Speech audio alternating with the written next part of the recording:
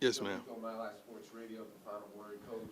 Great to see you. I like the hat. Good to see you as well. Good to see you as well. How do you like what's going on the offensive side of the ball right now? I know that defenses sometimes are usually a little further ahead. What do you think about the offensive side of the We have ball? a tremendous offensive coordinator.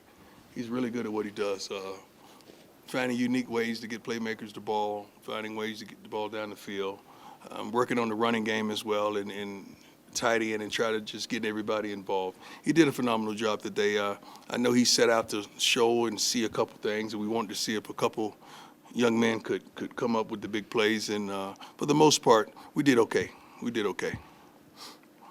Hi, Coach. Adam Lister Tiger, you doing, 24/7 sir? Sports.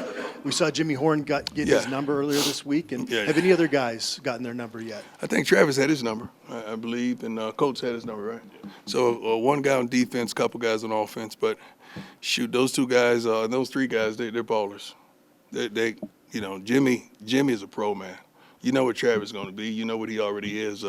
Coach has been, he's leading the defensive line room. He works his butt off every day. He understands what we're trying to accomplish, and the kid plays the game like we desire him to play it. So we're very proud of him. What numbers are they winning? Their numbers.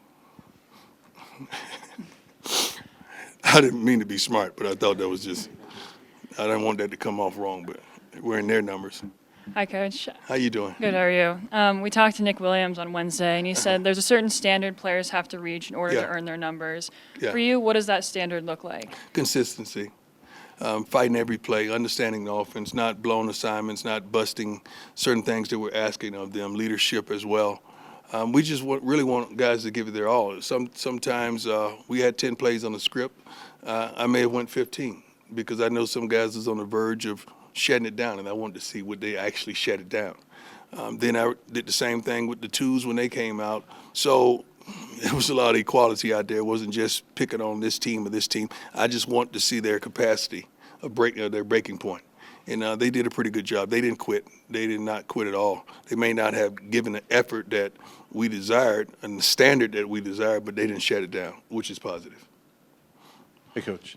You obviously you have a lot of players coming from a lot of different places. Yes. A lot of coaches from a lot of different places. Mm-hmm. How do you feel like everything's meshing together right now as you guys are trying to build the team? It's coming. I think that's the name of football, isn't it? Usually high school kids come from everywhere. And you go in the portal and you get what you want.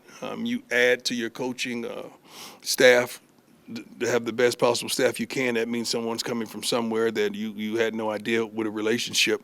So we don't care about the continuity. We care about getting players that are smart, tough, fast, disciplined. We need speed. We need speed. We need physicality. We need a desire and a certain want, a certain level of joy. I want guys that love the game, man. I got to see more love of this game. Like, do you understand how beautiful it is here? How wonderful the weather was out there? I mean, how wonderfully manicured the practice fields are? And you don't want to go out there and give it 100? I have a problem with that. I really do.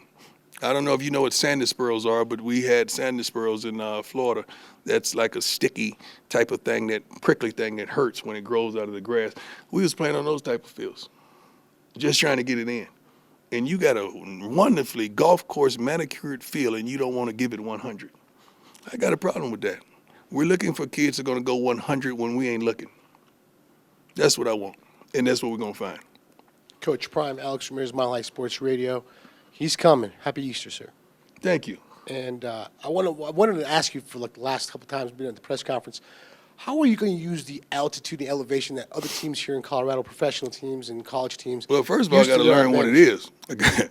I might need to learn what it is and how it's going to affect us and infect us and help us. I got to learn all that stuff. That wasn't my major. I got to learn what that is and how we can apply that. Man, football is football. I'm not into all that stuff, and I'm not into that. I'm into, you ever notice whoever is getting their butts kicked gets tired? Whoever's winning don't. We saw that today. When the defense was getting their butt kicked, they were tired. When they was winning, they were never tired. That's just football. It's just life. It's just a trick of the darn mind, and we can't fall prey to it. Hey, Coach. How you doing, Tony sir? Casolo, Buffalo's Wire. Good to see you again. See you.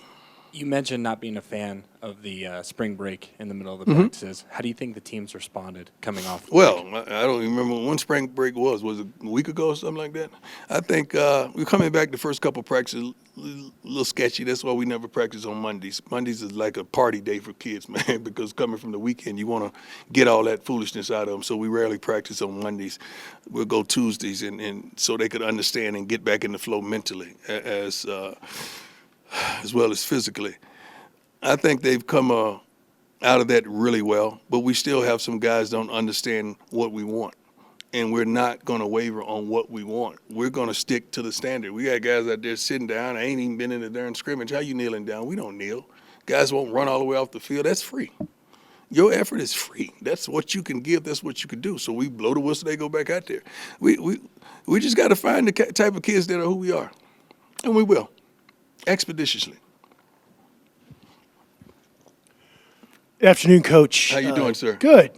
Sir, Sean Keeler, the Denver Post, a two-parter. First one on today. You mentioned about the tough and the physical, the smart. How do you feel that offensive line is coming together, and how important is that going to be for where they want to get to what you want to see?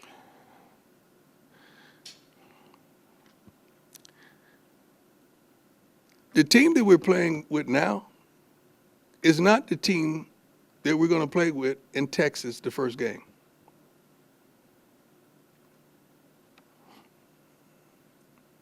Do I need to say any more? It's not going to be that. It's going to be a lot of new faces, a lot of new attitudes, a lot of new understandings, a lot of new wants and desires, and you got to have it. There has to be a sense of urgency. One of the things I talked about at the beginning was don't allow yesterday to cripple you, and then you fearful of tomorrow, while yet and still you missing today. I don't understand that, but they will. Second part is his opening day down in Coors Field. Bud Black said hello to you, to a couple of us, Yes. and remembers pitching against you. What do you remember? I think it was one game in Cincinnati. I don't remember those guys, man. There's footage of it, though. Man, I'm 55. I barely remember what just happened out there. He I don't loves you. remember. I know his name, and I know he was good. I don't remember. He could be in here right now doing an interview. I wouldn't know. Shoot, every darn pitcher in the big leagues gave me problems, man. So that's what I remember. You were 2 for 4 against him. Well, I was all right now. I wasn't good. I was all right. I wasn't garbage. You know, I was all right. Yeah, I remember his name vividly. I do. I don't remember what he had or what stuff he had, but it was such a mental game. Oh, yeah. It was so mental. All I do know is the ball used to fly in a Coors Field over there. It used to fly. You led off for the Reds, and he was pitching for the Giants as a lefty Okay. in July '97. So, Okay. there you go. All right. Thank you. I was playing left on left. They played me. That's good. I must have been rolling then. Hey, Coach, how you doing? Mick How you Miller, doing, Fox my man? 31. I'm doing well. How are you? Good. We see a lot of times that teams adopt the characteristics of their head coach. Have you I seen? hope so. God, I hope so. Have you seen your? God, players I hope adopt- so. Yeah. God, I hope so. I hope so. That's what I want. I hope so. That's what I'm looking for. Is it important to have the swagger along You with can't the have hard swagger work when you and put those together? You can't have swagger when you're not in shape. You can't have swagger when you don't know your assignments. You can't have swagger when you don't know your alignment. You can't have swagger when you're not confident that you're going to whoop that guy on the other side of you. You can't have swagger with those type of understandings. You can only have swagger when you're the dominant person out there and you're prepared and you're ready and you're willing. That's where the swagger come in. Swagger is confidence. That's all that is. It's like another word for confidence. And we're going to get there. Yes, sir. Have you had a chance to think about just, even before you guys played a game, just the impact you've had on the program? No, we ain't won a game. Ain't no impact right now. We ain't won a game. Impact to me is winning. Impact to me is changing lives. Impact to me is making someone smile, man. Bringing peace to people that were in desolate situations. That's impact. The financial aspect of what's all going on, that's a blessing. Somebody's profiting really well, and I'm happy for that, especially this university, because they deserve it. And to display and to show what's here in your beloved city, I think that's a beautiful thing to bring that to fruition. I can't wait to the spring game. I'm looking really forward to that because I want to see the difference of of the atmosphere and the feeling and the spirit of everything. I think I spoke to the School of Business yesterday, and it was phenomenal. I mean, those kids was hungry. Every darn kid had a pencil and a piece of paper and taking notes, and they were on every darn word, every thought, like everything I uttered. I mean, they were on it. They wanted it. I mean, I love that. And if we're going to change the game, that means the fans got to change too. So we want to impact them as well. We want them to be ready for us like we want to be ready for them. And, coming up to the spring game, what are you hoping to see? What are you hoping to By that time, we'll know who's who. We already know who's who, but we're still giving a multitude of opportunities for guys to show that they can play at a certain level and reach the certain expectation that we have. And those guys that we feel like can, we want to make sure they could do it in front of company. That's an old hood saying, in front of company. That means with fans and pressure and an expectation. A lot of people, they fall short when that pressure's on them. We had some guys fall short today. We had some guys that come up big that hadn't showed us much in practice. But we're looking forward to that day. I think it's going to be a wonderful moment for this university. It's going to be a wonderful moment for the city.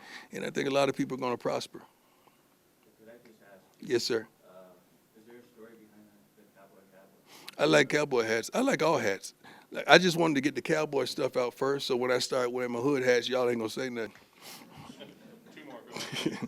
Hey, Coach. Jake Schwanitz, DMVR. Coach Hugh Freeze at Auburn suggested a few changes to the spring game format, I said that 3 years ago. most notably just playing other schools I said in-state. it 3 years ago. That's the smartest thing ever. I mean, you can't play the schools that could possibly be on your schedule, but I think it's a financial windfall for a lot of universities. You could go home and away. It's a tremendous opportunity. We don't want to play against ourselves and bang each other up. We don't want to do that, but we want to put on a good show and give our fans the hope that they desire and they want to see. But I would love to do that. I said that at Jackson when we first got there. It don't make sense because you got a lot of other schools, like even 7-on-7 in off season. Why can't we go somewhere and play 7-on-7 or have, we need that. And the pass rushers need, one-on-ones as well. Like you like to see what you got or what you going to have against someone else other than yourself. See, that's the problem. Sometimes you measure yourself based off what you have in camp, and sometimes that's not good.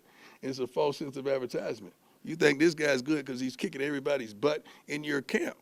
Well, shoot, your camp might not be good. You're going to get out there and see if Tarzan is really Tarzan or is he Jane. You want to see. Hey, Coach. Richie Coslino with CBS. How you doing, sir? Good, man. How are you? Good. I just wanted to get your thoughts on the fact that the spring game is sold out. Yeah. Hasn't happened here recently, if you heard about that. And just the fact that there's national broadcasts broadcasting a spring game. That's the way I think, man. It's supposed to be like that, isn't it? You hope. That's the way I think. I think my last stop, we did some things that hadn't been done. We broke some attendance records that have never been broken. Everywhere we played, it was a sellout, which was unfathomable in the HBCU field. That's the way we think. That's what we expect. We just want everyone to prepare themselves and step their games up so that when we do have company in town, we're ready. Like you guys, you write your best article, utter your most profound words on your podcast or on your daily shows. Everyone has an opportunity to be seen, to be noticed, to be recognized, to come up. This all we're doing is shedding a darn light. It's on you to shine. This city's going to shine. Do you think the national media is going to pick up on your story here at so quickly? Yeah. Why not? Why not? I mean, I don't understand why you're shocked or puzzled, or I don't see it. Excuse me? So you expected it then, right? No, you didn't. Whenever somebody turn their lip upside down, they don't expect nothing. How did you do that? Yeah, you didn't know me 5 months ago. All right, you kind of know me now. I appreciate you guys. God bless you all. And again, have a happy Easter and a blessed day.